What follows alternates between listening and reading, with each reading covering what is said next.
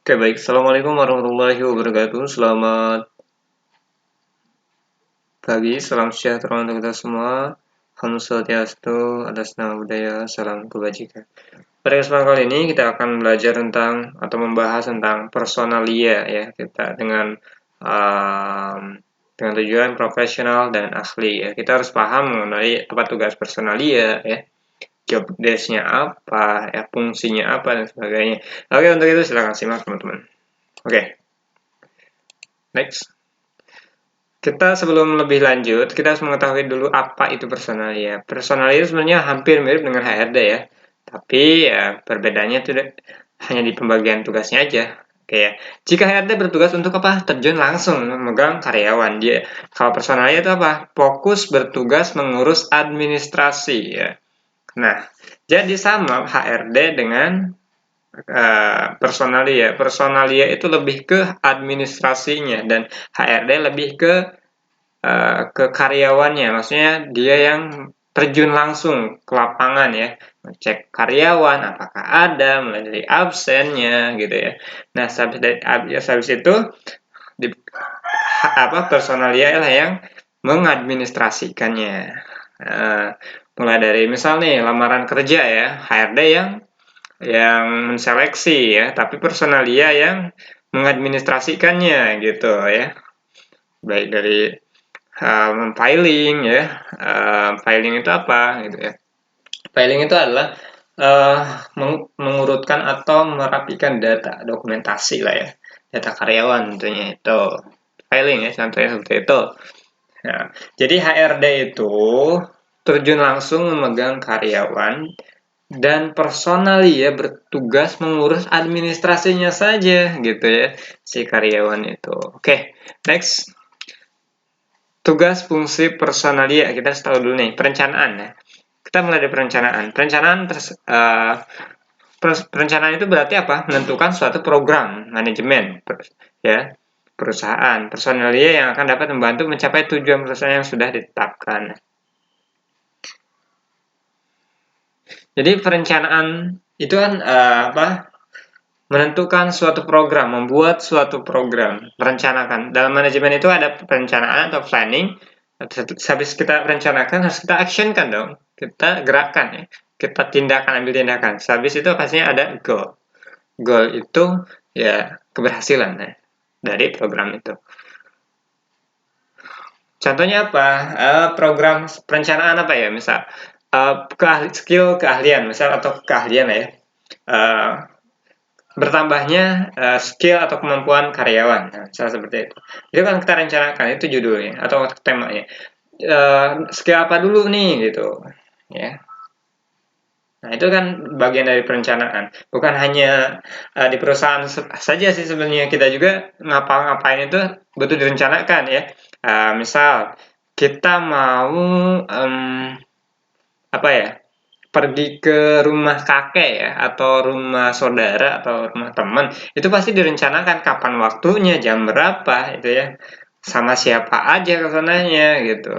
Nah, itu bagian dari perencanaan, bukan hanya di perusahaan, tapi kita lebih ke personalia sekarang ya. Itu hanya contoh sedikit saja bagi cerita, itu ya. Jadi perencanaan tersebut berarti menentukan suatu program manajemen perusahaan personalia yang akan dapat membantu mencapai tujuan perusahaan yang sudah ditetapkan. Nah, jadi personalia itu dia hanya membantu merencanakan juga gitu ya. Misal personalia merencanakan itu tadi ya, skill pegawai atau karyawan supaya bertambah skillnya sehingga memajukan suatu perusahaan gitu ya. Oke, pengorganisasian.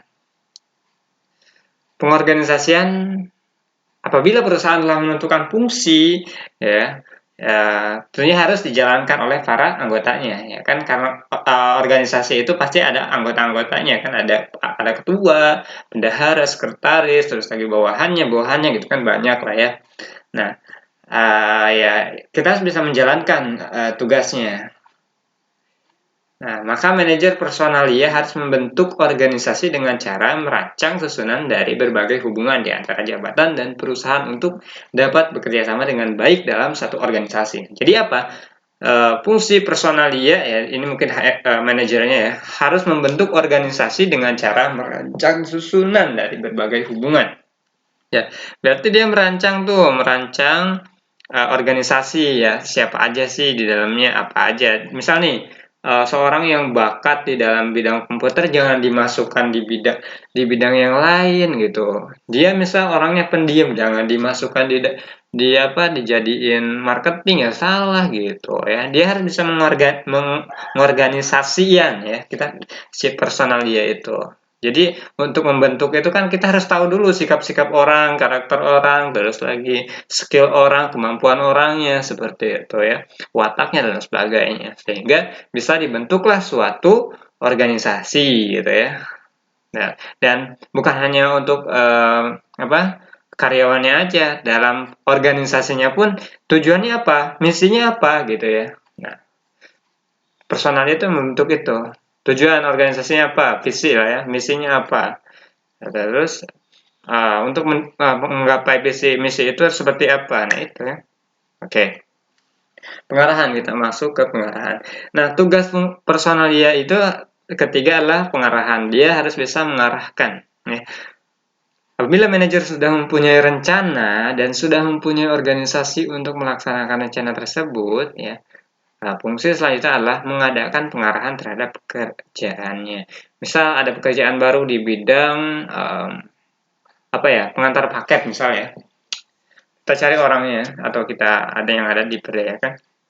Nah, dari yang paket ini, ya kan, nah, ya diarahkan, dikasih job desk lah yang katanya ini harus seperti ini, yaitu pengarahan terhadap karyawannya ya, gitu. Fungsi itu berarti mengusahakan agar karyawan bekerja sama secara efektif. Iya, tentunya semua karyawan harus bisa bekerja sama secara efektif ya. Work team, teamwork ya gitu. Ada juga yang teamwork, ada juga individual. Tergantung. Biasanya kalau pekerjaan yang individual itu ya biasanya staff gitu ya. Tapi kalau pekerjaan yang orang lapangan itu biasanya teamwork dia. Misalnya suatu perusahaan gede banget ya, ada bagian operator, ada bagian quality control, itu biasanya kerjasama tuh di bagian operator produksi. Misal nih di operator produksi motor ada yang pasang baut, ada yang pasang lampu, ada yang pasang ban, ada yang pasang, itu saling kerjasama teman-teman gitu ya. Oke. Nah itu diarahkan gitu ya. Oke, next. Tadi apa tadi? Tadi pengarahan, sekarang ke pengawasan. Nah, tugas personalia adalah pengawasan. Mengamati juga, membandingkan pelaksanaan dengan terencana dan mengoreksinya jika terjadi suatu penyimpangan. Jadi gini, ada kata istilah seperti ini. Diawasi, ya, dalam hal penilaian, ya, numerasi, ya, berbasis kinerja tentunya ya. Nah, di dalam itu kita si tugas personalia itu adalah mengawasi si pegawai ini tuh bagaimana sih pekerjaannya, bisa apa enggak gitu ya. Berbasis kinerja itu biasanya ya kita dilihat dari pekerjaannya selesai gimana, berantakan apa enggak, nah gitu ya. Itu pengawasan. Terencana enggak target yang kita inginkan gitu ya. Dan mengoreksinya ya, jika salah teman-teman ya kita koreksi. Makanya kenapa harus ada pengawasan? Dalam suatu organisasi harus ada pengawasan. Kenapa? Karena memang pengawasan itu dalam bentuk pertama penilaian kerja, kedua adalah pengoreksian ya. Jika pekerjaannya tidak ini ya kita koreksi, kita benahi, kita jangan salah, ayo nggak ada pengawasannya, pincang itu perusahaan, nggak bakal seimbang gitu ya. Tahu salah, ayo dia diemin aja gitu kan. Jangan sampai seperti itu. Jadi fungsinya personalnya adalah pengawasan. Supaya apa? Supaya tujuan organisasi itu tercapai. Dengan arti lain, pengawasan adalah suatu fungsi menyangkut suatu masalah ya. Pengaturan berbagai jenis kegiatan atau aktivitas sesuai dengan rencana personalia yang sudah dirumuskan sebagai dasar analisis dari tujuan suatu organisasi fundamental tersebut. Oke lah, saya mungkin udah paham tadi, udah saya jelaskan. Sekarang masuk ke pengadaan. Pengadaan apa? Pengadaan itu pastinya kita bayangkan pengadaan adalah suatu pengajuan, ya pengadaan itu. Pengajuan entah itu bisa barang, tentunya barang lah ya, pengajuan. Pengadaan uang, pengadaan barang gitu ya, pengajuan. Jadi diajuin dulu terus ada, gitu ya. Pengadaan, fungsi pertama manajemen personal adalah menyediakan karyawan. Pengadaan karyawan. Personal itu adalah menyediakan karyawan atau sumber daya manusia dalam jumlah tertentu dengan berbagai keahlian yang dibutuhkan sesuai dengan kebutuhan perusahaan yang dalam mencapai tujuan bisnis. Oke, misal pengadaan ini tadi masuk ke karyawan. Ya, karyawan ini maksudnya sumber daya manusia. Karyawan itu apa? Sumber daya manusia, ya, SDM. Karena dia memiliki keahlian yang dibutuhkan perusahaan. Kita harus mencari kebutuhan yang sesuai dengan kriteria perusahaan yang diinginkan perusahaan ya. Oke, gitu. Jadi perusahaan yang perusahaan menginginkan misalnya perusahaan ada suatu pembentukan perusahaan, kita anggaplah perusahaan yang kecil aja ya, kafe ya atau restoran. Nah, di sana kan ada pelayanan tentunya ya, dapur, keuangan, terus apa lagi? Pelayanan, contohnya pelayanan itu waiter ya, yang suka nulis-nulis menu gitu ya, menyapa gitu ya, mengantar makanan itu pelayanan, waiter dan sebagainya gitu ya. Terus dapur itu masuknya kemana? Ya dapur ke bagian dapur lah. Dapur itu ada koki gitu ya, ada asisten koki, terus lagi pengadaan itu maksudnya PO ya, order, yang suka beli-beli barang ya, barang bahan baku lah istilahnya. Itu ya di dapur tuh ada dua. Ketiga itu adalah keuangan.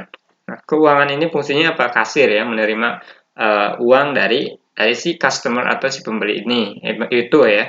Nah, sehingga apa? Ya, ketika perusahaan ingin mencari pelayanan ya, yang dibutuhkan perusahaan itu harus seperti apa ya. Nah, si personalia itu ya membuatkan rumusannya gitu ya. Dan tadi perencanaannya gitu ya, yang dia rencanakan. Misal pelayanan, berarti harus orang yang mengerti ya. Pertama mengerti arti pelayanan. Artinya ya dia paham arti melayani seseorang dengan baik gitu ya. Terus lagi sopan gitu ya, bahasanya yang halus gitu ya, mudah enak dipandang atau enak saat berbicara gitu ya. Nah, itu ya contohnya. Terus jika perusahaan itu membutuhkan koki ya, dia rencanakan tuh koki harus bisa masak apa aja nih, dibeberin semuanya ya. Terus lagi dia rencanakan juga orangnya harus seperti apa gitu ya, mudah paham, terus lagi mengerti akan susunan gitu. Jangan sampai ketika dia masuk nggak ngerti, dalam artian nggak bisa menghargai atasannya, nggak bisa gitu ya.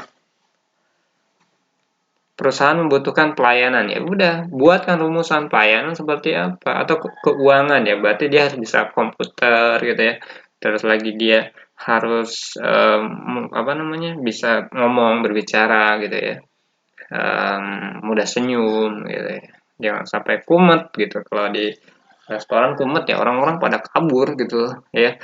Oke, tujuan tersebut menyangkut suatu masalah pemenuhan kebutuhan tenaga kerja, proses seleksi serta juga penempatan kerja. Tugas fungsi personalia juga yaitu tadi kan keadaan nih, udah kita sebar tuh brosur, ada yang masuk kan lamaran, kita proses seleksi ya kan. Nah, berapa nih kebutuhannya pelayanan, misal 2 orang ya, kita seleksi 2 orang atau kita seleksi semuanya, cari yang paling bagus. Proses seleksi juga penempatan kerja. Nah, jadi setelah proses seleksi hasilnya ada dan penempatan kerja. Itu siapa yang tugas personalia itu ya.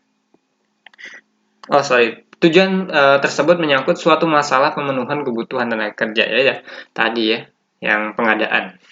Ya iya, kebutuhan tenaga kerja, proses seleksi juga penempatan kerja. Proses seleksinya siapa? HRD yang menyeleksi personalia itu hanya ke administrasinya saja, teman-teman. Oke ya, next. Pengembangan. Nah, tugas fungsi personalia adalah pengembangan. Manajemen personalia juga dapat membantu meningkatkan keahlian serta keterampilan tenaga kerja melalui tahap pendidikan serta pelatihan. Biasanya hal tersebut dilakukan pada saat terdapat tenaga kerja yang baru, sebab kebanyakan dari mereka merupakan tenaga kerja yang masih belum siap pakai. Nah, Ya tentunya kan pekerja yang baru itu ya ada fresh graduate ya yang belum punya pengalaman ya, sehingga perlu di apa? Sehingga perlu dilatih ya. Sehingga perlu dilatih supaya dia bisa mengerjakan pekerjaannya dengan baik gitu ya. Nah, siapa tugas fungsi personalia ya ini? Tugas fungsi personalia itu pengembangan. Hampir sama sih, tapi ini juga dapat membantu ya. Hanya membantu, tetap aja yang harus bisanya itu maksudnya ini hanya petugas personalia ini hanya membantu si HRD itu ya untuk meningkatkan keahlian si pegawai ya. Sekarang pemberian kompensasi. Nah, sekarang ya ini manajemen personalia dapat memberikan penghargaan yang adil dan layak bagi karyawan sesuai dengan peran pencapaian karyawan dalam perusahaan. Beri kompensasi terhadap karyawan yang bisa bersifat finansial seperti kenaikan gaji maupun non finansial berupa tunjangan-tunjangan seperti tunjangan kesehatan, misalnya seperti itu. Nih, pemberian kompensasi. Dari tadi kan personalia itu hanya ke administrasi, ya kan? Nah, ini pemberian kompensasi. Kok bisa gitu ya? Sebenarnya ini hanya membantu, tapi dia juga kan yang mengecek nih, misal absensinya si A atau si karyawan ini dia masuk terus, dia lembur terus ya. Nah, sehingga diberilah penghargaan yang adil dan layak untuk bagi karyawan. Nah, itu dari terus lagi si karyawan ini pinter, dia bisa mengolah, dia bisa serba bisa deh pokoknya. Dia memberikan kompensasi terhadap karyawan. Nah, itu bisa berupa uang gitu ya atau kenaikan gaji ya intinya gitu atau tunjangan-tunjangannya akan banyak ya. Oke, next ya. Sekarang masuk ke tugas fungsi personalia adalah pengintegrasian ya. Yang dimaksud dengan integrasi pada fungsi ini yaitu penyesuaian ya. Penyesuaian antara perbedaan kepentingan perusahaan dengan pegawai secara individu agar dapat bekerja sama secara harmonis dalam mencapai tujuan perusahaan. Di sini adalah penyesuaian. Penyesuaian antara perbedaan kepentingan perusahaan dengan pegawai secara individu agar dapat bekerja sama secara harmonis dalam mencapai tujuan. Beda-beda manusia itu kebutuhannya berbeda. Maksudnya kebutuhan hal ini adalah kepentingannya. Ya. Perusahaan sangat mengharapkan si karyawan itu bekerja selama full 1 minggu 7 hari misal. Kan ada juga yang sakit ya. Dia harus mengintegrasikan, menyesuaikan. Gitu. Gitu. Atau enggak supaya perusahaan ini tetap berjalan 24 jam harus ada shift-shiftan kan, shift 1, shift 2, shift 3 misalnya seperti itu. Nah, di shift itu maka apa namanya? Nah, maka si HRD itu dia HRD si personal dia itu dia merancang itu supaya apa? Supaya si pegawai senang di waktu yang itu supaya perusahaan juga bahagia, sama-sama menguntungkan. Ya, dan apa tujuan perusahaan itu tercapai gitu ya. Misal perusahaan harus menghasilkan produk selama 24 jam. Berarti apa? Bikin shift-shiftan, bekerja secara shift-shiftan. Ada shift 1, shift 2, shift 3. Berarti dalam hal ini adalah 3 orang. Ada shift 1 dari jam berapa sampai jam berapa, shift 2 dari jam berapa sampai jam berapa, shift 3 dari jam berapa sampai jam berapa. Jadi muter gitu, nggak ada perusahaannya, nggak mati, maksudnya nggak mati itu dalam artian mematikan mesin, nggak ada gitu ya. Pemeliharaan sekarang. Pemeliharaan karyawan terus berhubungan dengan usaha-usaha demi mempertahankan keberlangsungan dari kondisi kerja yang telah efektif melalui kelima fungsi manajemen personalia. Ya. Oke, di sini adalah pemeliharaan karyawan berhubungan dengan usaha-usaha demi mempertahankan keberlangsungan dari kondisi kerja yang telah efektif melalui kelima fungsi manajemen personalia. Umumnya terdapat 2 hal yang harus dipertahankan, yaitu sikap positif pegawai terhadap tugas yang diberikan serta melalui proses komunikasi yang baik pada organisasi. Nah, misal tugasnya clear, ya, job desk-nya semuanya bisa, bagus kan? Komunikasinya bagus, efektif. Nah, itu jangan sampai ya pegawai itu dia kayak menutup kayak toksik ya atau kayak stuck kayak diem aja gitu ya. Artinya nggak komunikasi sorry ya dalam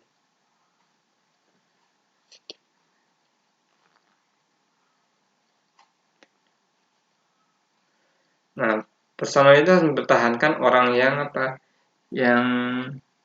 apa yang bersikap positif terhadap tugas yang diberikan. Dia itu menerima tugas, dia teliti, dia rajin, dia bagus kerjanya, dia pertahankan. Nah, kedua apa?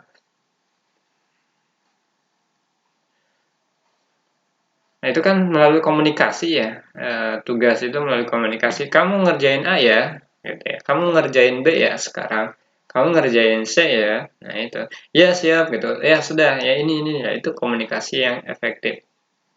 Selain itu juga dengan mempertahankan kondisi fisik para pegawai melalui program kesehatan dan keamanan.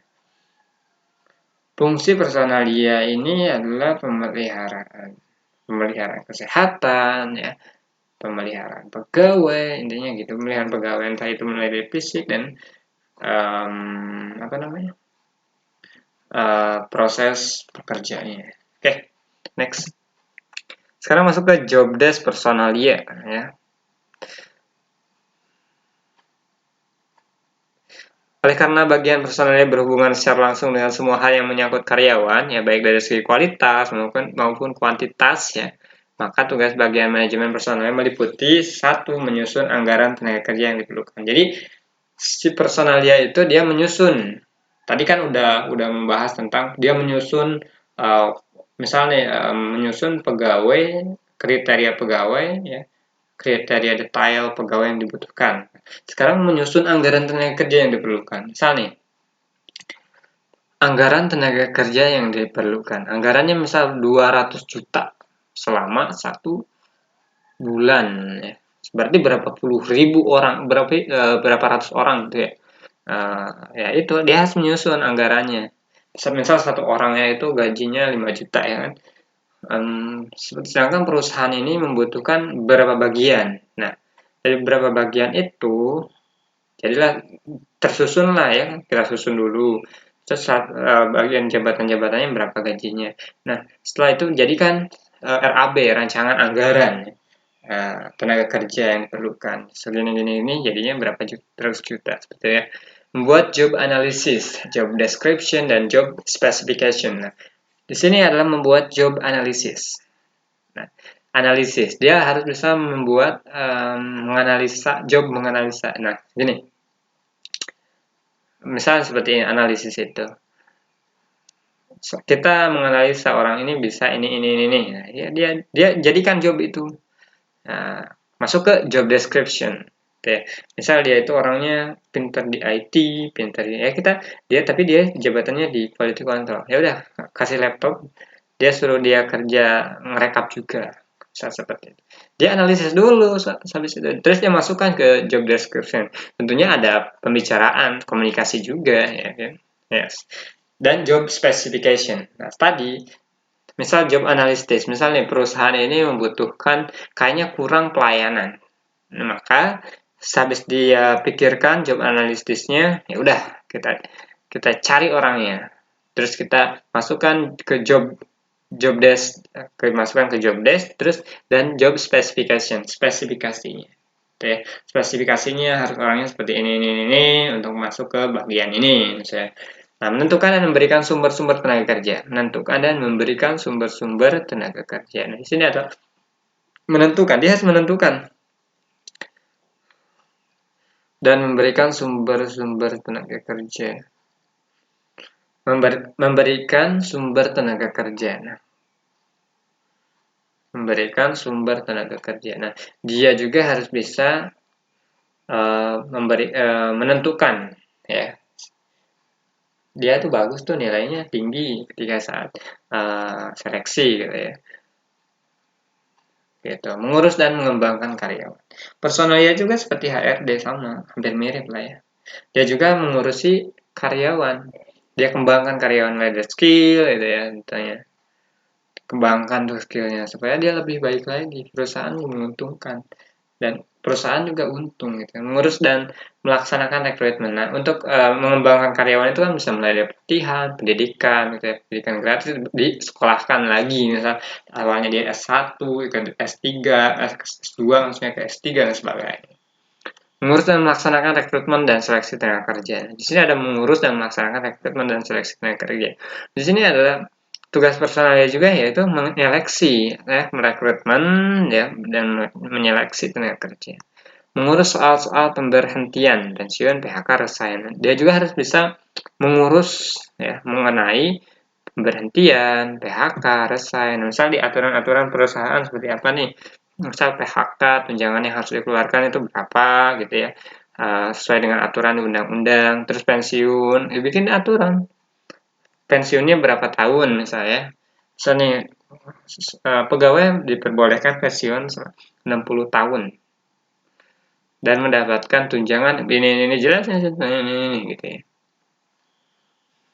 Oke, terus resign. Kalau resign itu ada dua. Resign ada yang ketika resign itu ada yang dapat tunjangan karena memang udah dia pekerja tetap, ada juga yang hanya dapat uang pisah dan sebagainya.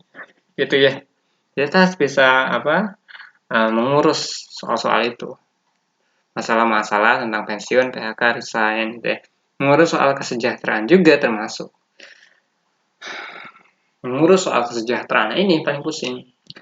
Kalau suatu perusahaan ada 2.000 orang, maka bisa tuh bikin usaha satu PT bahkan ya.